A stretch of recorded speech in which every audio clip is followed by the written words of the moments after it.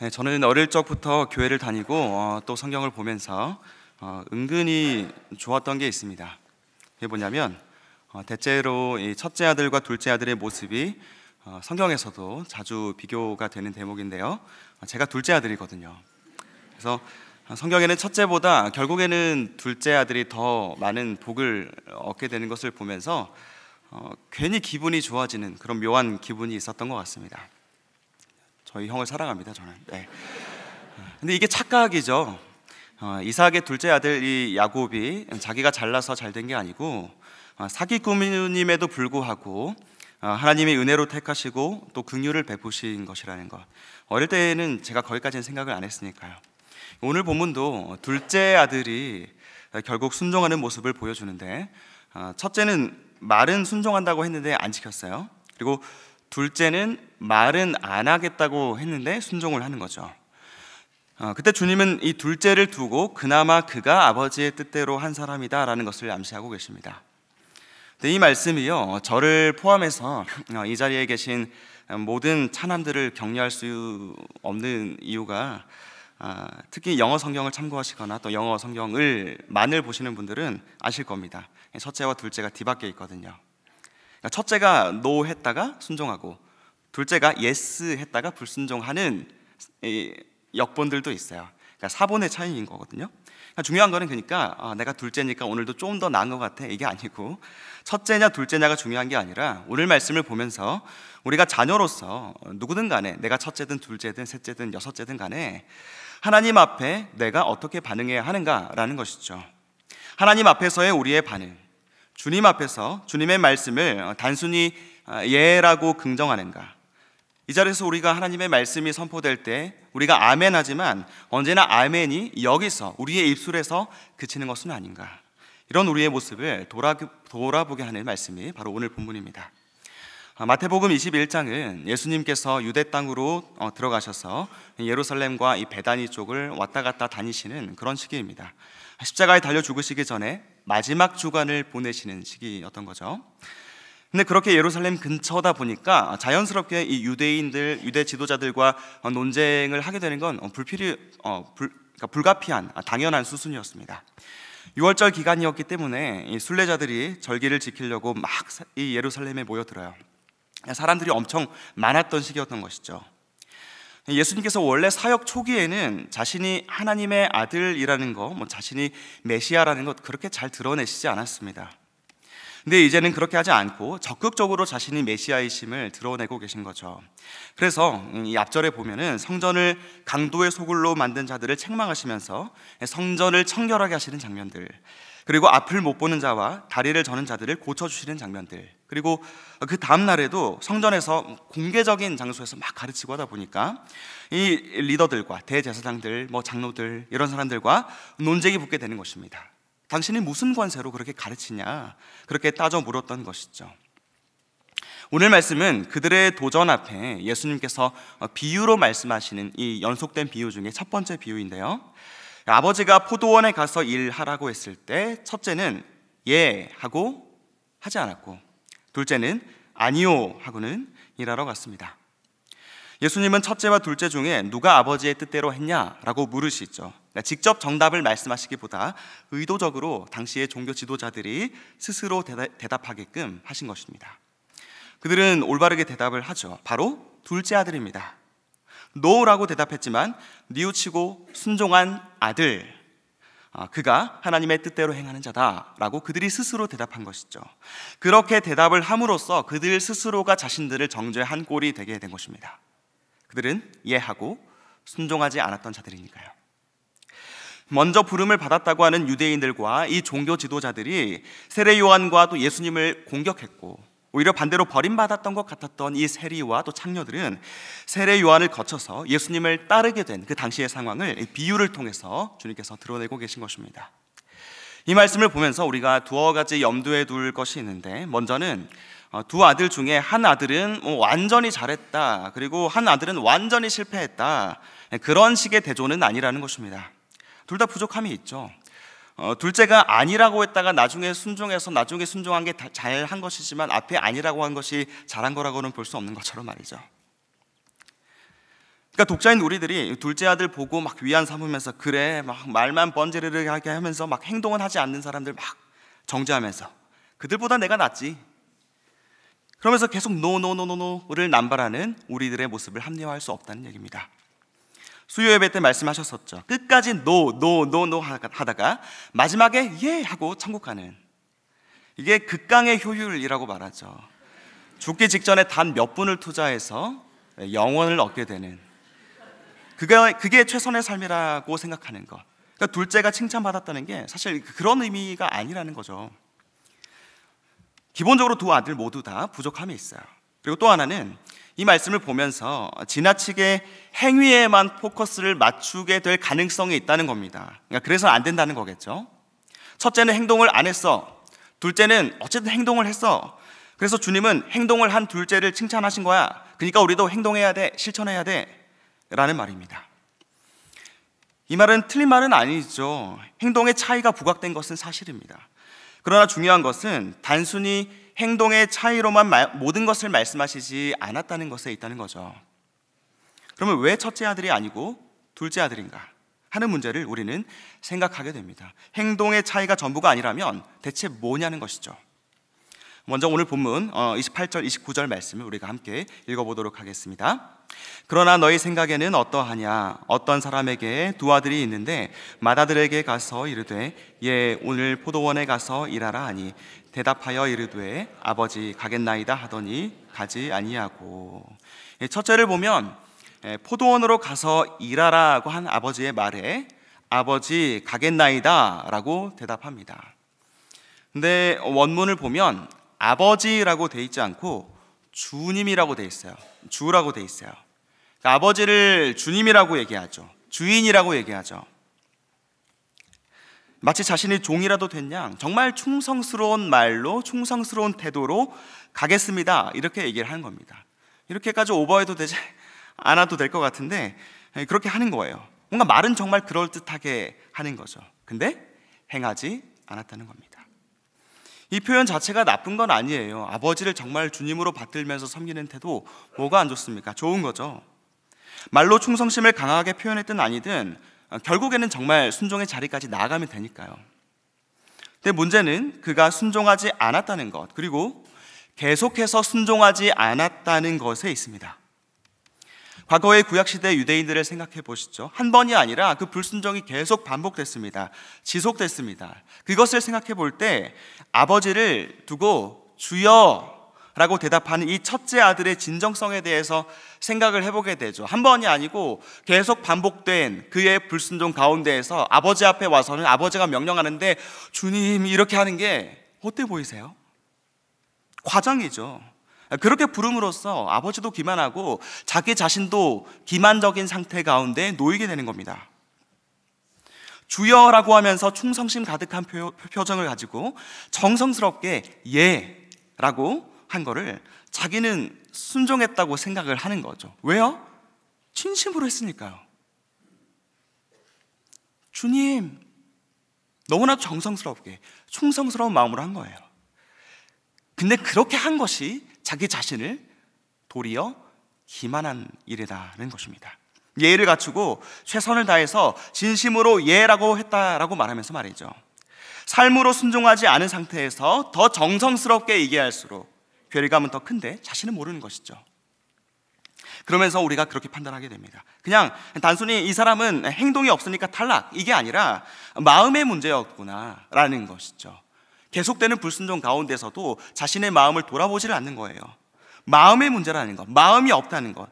자기가 진심으로 순종하길 원한다고 막 진정성 있게 포장해도 결국에는 마음이 없었기 때문에 순종하지 않았다고, 순종으로 나아가지 않았다라고 우리는 판단할 수 있는 것입니다. 반면에 둘째 아들을 생각해 보시죠. 그는 아니요 라고 말했다가 다시 순종하며 나아갑니다. 30절 말씀을 우리가 함께 보겠습니다. 둘째 아들에게 가서 또 그와 같이 말하니 대답하여 이르되 실소이다 하였다가 그 후에 뉘우치고 갔으니. 한 30-40년 전만 해도 우리 사회에서도요, 일단은 순종을 하지 못해도 예라고 대답하는 것이 옳았었죠. 고대 근동사회, 이때 당시 사회에서도 마찬가지였습니다. 일단 나중에 돌이키냐 뭐 아니냐 그건 다음 문제고, 일단 아버지가 말씀하시는데 어디 아들이 감히 아니요 이렇게 할 수 있습니까? 그 말 자체가 불효고 큰 죄악이죠. 근데 둘째 아들이 그렇게 안 했다는 겁니다. 아니요라고 얘기했다는 거죠. 우리말 성경은 그 반응을 실소이다 라고 표현했어요. 썩은 미소 날려가면서 싫은데요? 이렇게 하는 거예요. 아주 노골적이고 제멋대로 구는 그 아들의 모습을 볼 수가 있는 거죠. 근데 그렇게 반항적으로 굴던 아들이 오히려 순종의 길로 나아가게 되는 것을 볼 수 있습니다. 삶이 바뀐 거죠. 그 삶이 바뀐 겁니다. 그게 어떻게 가능합니까? 뉘우쳤기 때문에. 여기서 뉘우친다는 말은 원어로 회개한다라는 말입니다. 마음을 바꾸고 마음을 돌이킨 것입니다. 회개하는, 후회하고 뉘우치는, 마음을 바꾸는 그 시간이 그에게 있었다는 것이죠. 그리고 가서 일을 했는데 그냥 마음 없이 노예처럼 일한 게 아니고 마음이 변화돼서, 이 회개의 과정을 통해서 그 마음이 변화되어서 인격적인 반응을 가지고 그 아버지의 명령에 순종한 것을 두고 예수님은 아버지의 뜻대로 한 거다라고 말씀하고 싶으셨던 겁니다. 이 아들의 변화를 보고 우리에게 필요한 변화가 무엇인가, 그것을 우리가 이 시간 생각을 해보기를 원합니다. 먼저 첫 번째는 나에게 주신 명령이, 우리에게 주신 명령이 우리 자신을 위한 것이다 라는 것. 내게 주신 명령이 나 자신을 위한 것임을 아는 것입니다. 오늘 말씀에 나오는 아버지는 아들을 이렇게 불러요. 얘야. 아무렇지 않은 말 같지만 이 말은 그냥 뭐 아들아 정도가 아니고 아주 어린 아이를 지칭할 때 쓰는 말입니다. 근데 지금 포도원에서 일을 할 수 있을 만큼 장성한 아들임에도 불구하고 아버지의 눈에는 어떻게 보이는 거예요? 아이처럼 보이는 거죠.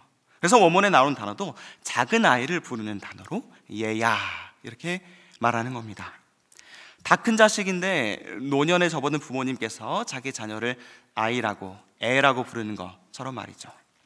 저희 고향집은 바다도 있고 산도 있는 시골입니다. 집에서 뒤를 보면 산이고 앞을 보면 바다입니다. 좋겠죠. 산 쪽으로 살짝 올라가야 우리 집이 있는데요, 그 집에 올라가면 동네가 다 보입니다. 전망도 좋습니다. 근데 그러다 보니까 저희 부모님이 제가 학교 갔다가 오는 길이 다 보여요. 얘가 무슨 행동을 하고 오는지 막 다 보입니다.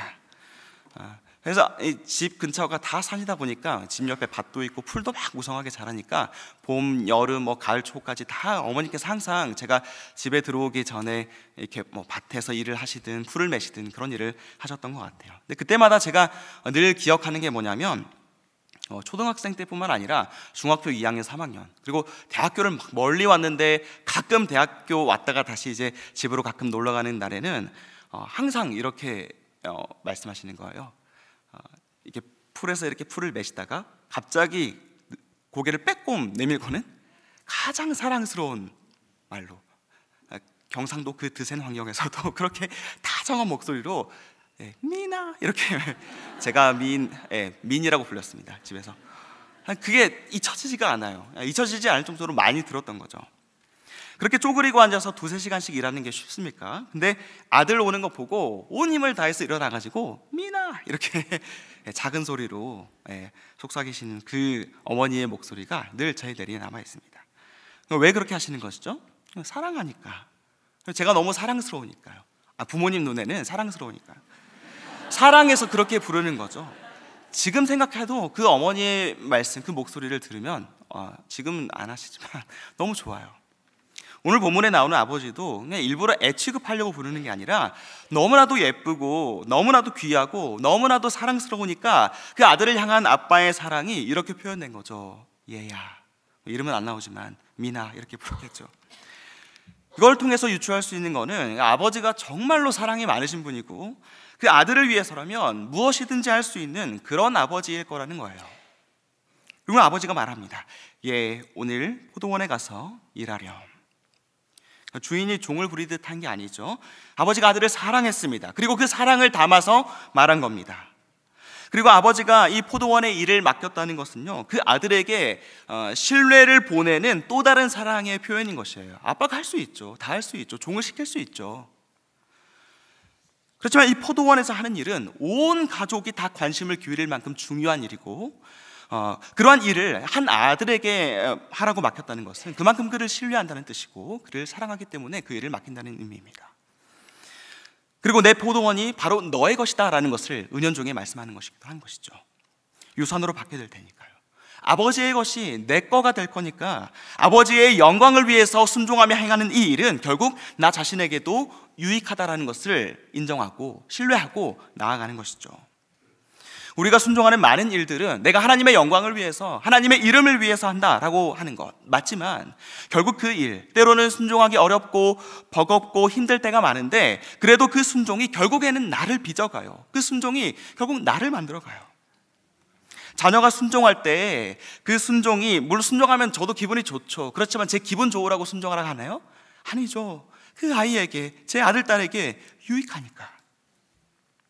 그 순종이 그 자신을 빚어갈 것을 알기 때문에 그 성장을 진심으로 돕기 위해서 명령을 하고는 멀찌감치 서서 기다릴 때가 있는 것입니다.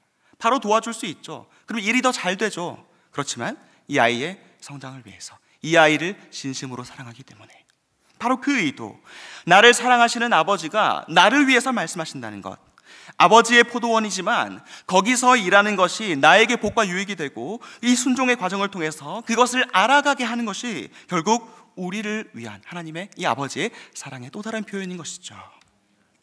사랑 없이 말씀하시지 않은 그 아버지의 진심 앞에 우리 역시도 사랑 없이 반응하지 않기를 원합니다. 거짓된 예로 아버지의 인격, 아버지의 존영을 훼손하는 일이 없길 바라고요. 그분의 사랑, 그분의 그 명령에 우리도 사랑으로 순종할 수 있는 우리의 모든 삶이 될 수 있기를 주님의 이름으로 축원하겠습니다. 또 한 가지는 이 명령에 오늘 포도원에 가서 일하라라는 이야기가 있습니다.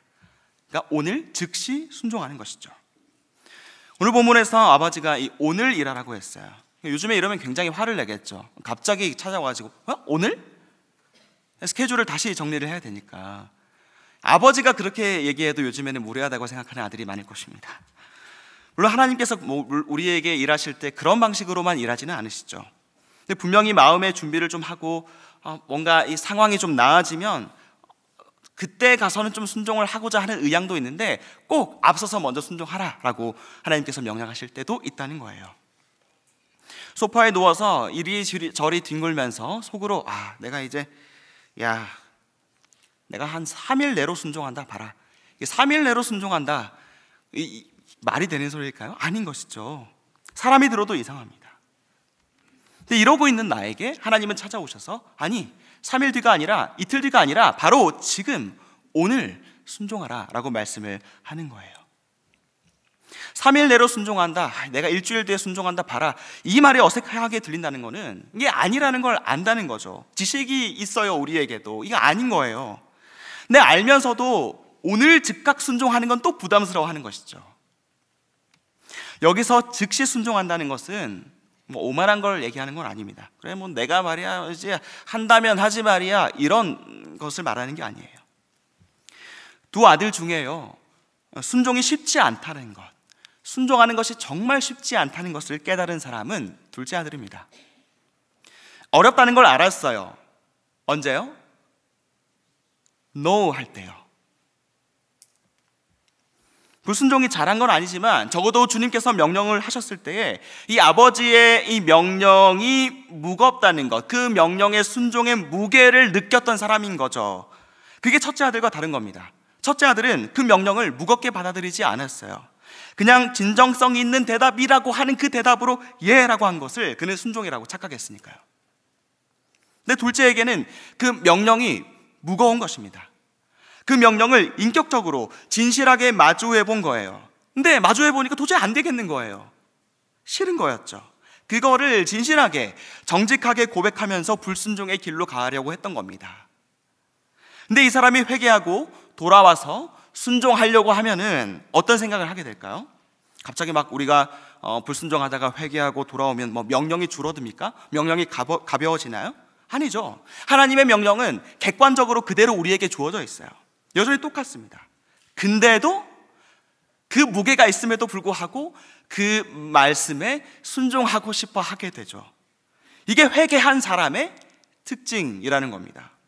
무거운 명령인데도, 똑같은데도 사랑하게 돼요. 순종하려고 나아가게 되는 것이죠. 근데 혼자 힘으로 안 된다는 거를 이미 이 순종의 무게를 이전에 정직하고 진실하게 달아봤던 이 둘째는 알고 있는 겁니다. 그렇기 때문에 여기서 제가 생각하기에는 더 스토리가 전개됐다면 전 둘째 아들이 이렇게 했을 거라고 봐요. 물을 겁니다.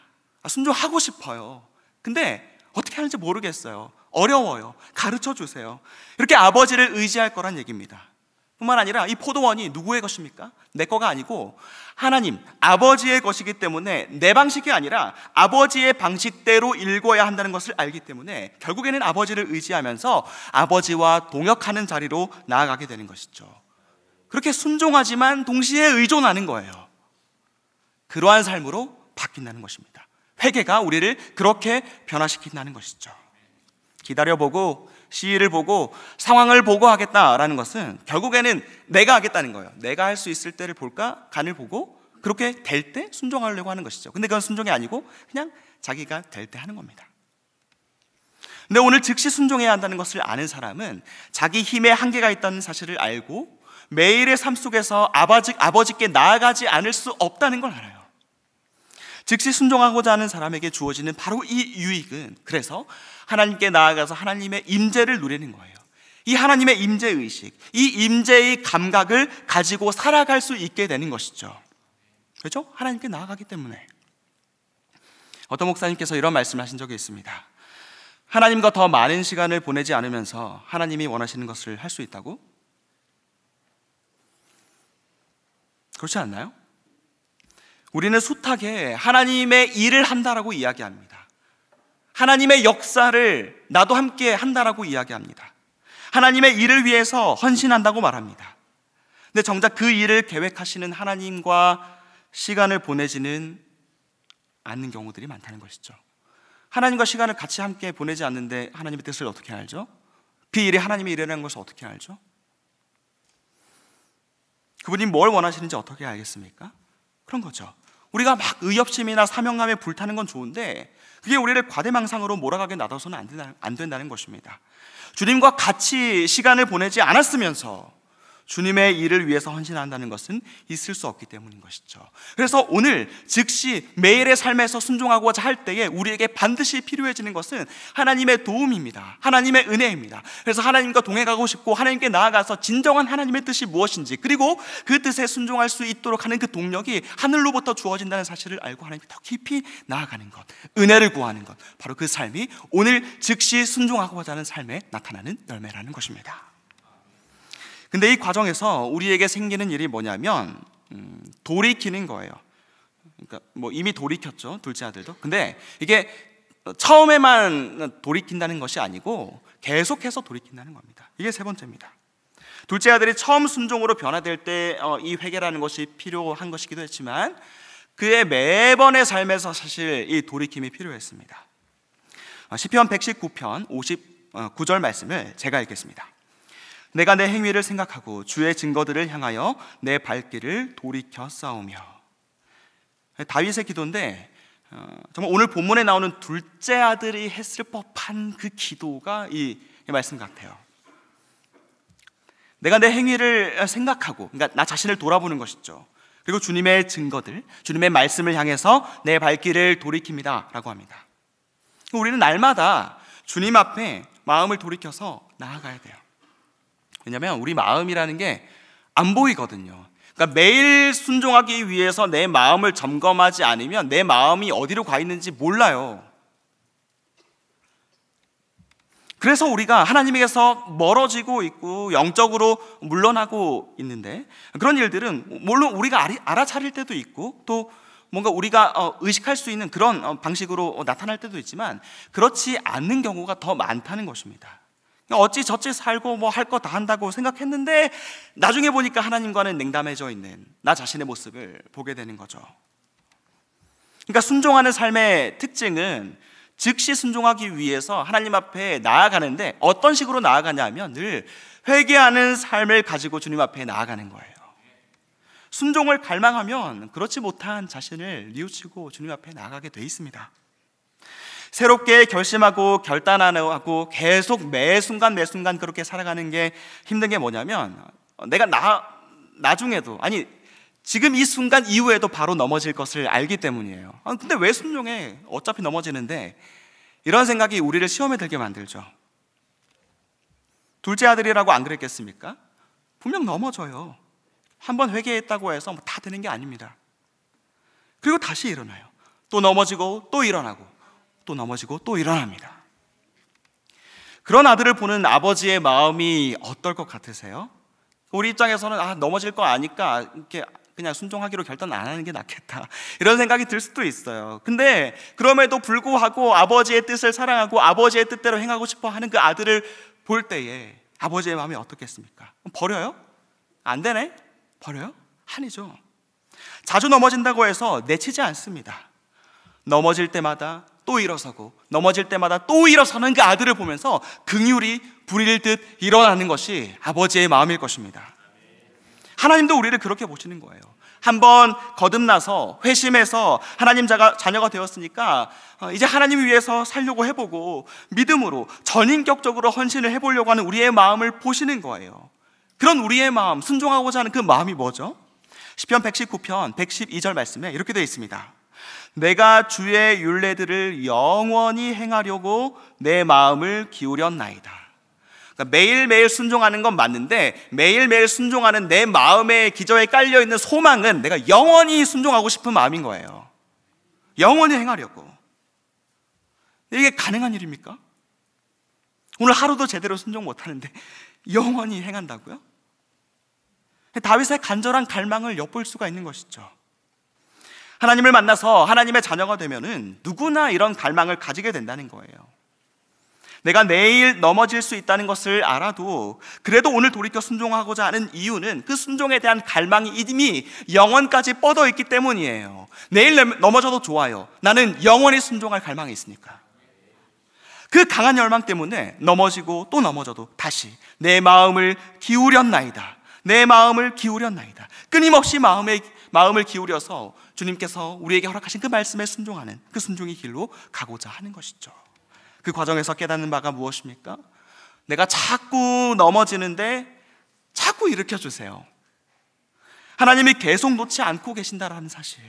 넘어져도 영원히 순종하고 싶어서 마음을 기울이며 울며 나아가는 우리들을 아버지께서 여전히 붙들어 주신다라는 바로 그 사실을 우리가 경험하기 때문에 우리는 회개하며 나아갈 수 있습니다. 이렇게 마음을 돌이키는 과정에서 얻는 은혜, 나는 비록 불성실해도 하나님의 신실하심을 발견하는 것, 그걸 매일 매순간 알게 되는 것, 그것이 내가 그냥 거짓으로 내뱉는 그런 거짓 긍정이 아닌 진실한 순종을 갈망하며 넘어지면서도 가는, 또 넘어지면서도 또 끝까지 가는 그런 우리의 인생이 가질 수 있는 참된 영광이 아닌가라는 생각을 해보게 됩니다. 오늘 말씀을 우리가 기억하면서 정말 첫째 아들과 또 둘째 아들의 모습을 돌아보면서 우리의 행위를 돌아보고 또 우리의 마음 중심을 돌아볼 수 있기를 원해요. 개인적으로 내가 삶에서 순종하고 또 결단하고 또 넘어지고 또 회개하는 그 숱한 과정에서 오늘 이 시간 여러분은 어느 자리에 서 계십니까? 순종하는 순간에 있을 수도 있고요, 넘어진 순간에 있을 수도 있고요, 오래도록 첫째 아들과 같이 무관심해져 있는 그런 상태일 수 있죠. 어떤 상태이든 하나님께서 원하시는 것은 단 한 가지입니다.